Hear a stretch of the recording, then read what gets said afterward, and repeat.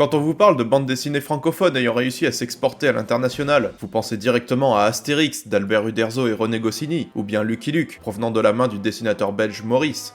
Allô Maurice. Avant eux existait déjà un certain reporter officiant à la Gazette du Petit 20e de Bruxelles. Ouais, on a tendance à l'oublier vu qu'il n'écrit jamais d'articles. Je parle évidemment de Tintin. Il est né sous la plume de notre personnage du jour, le dessinateur belge Hergé.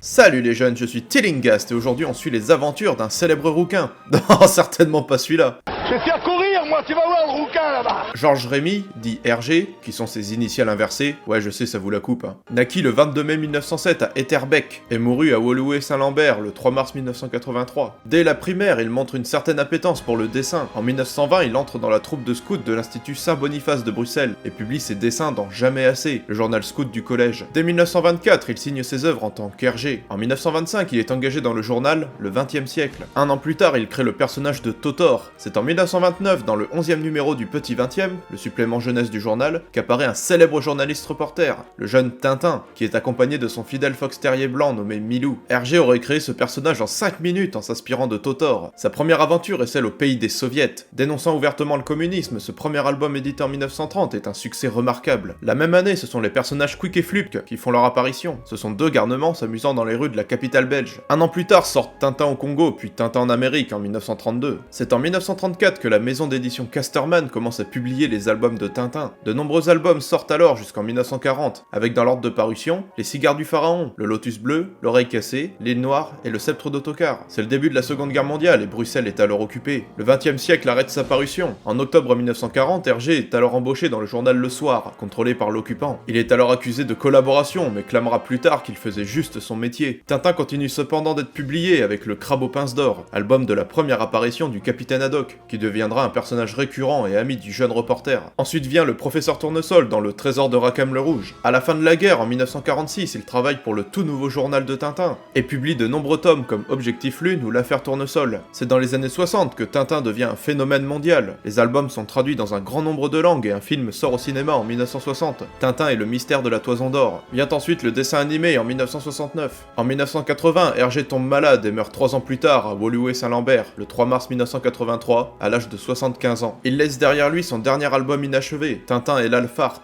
qui paraîtra en l'état en 1986. Si cette capsule vous a plu, n'oubliez pas de vous abonner et de clocher, vous connaissez la chanson. Quant à moi, je vous retrouve dans une prochaine vidéo. Salut les jeunes!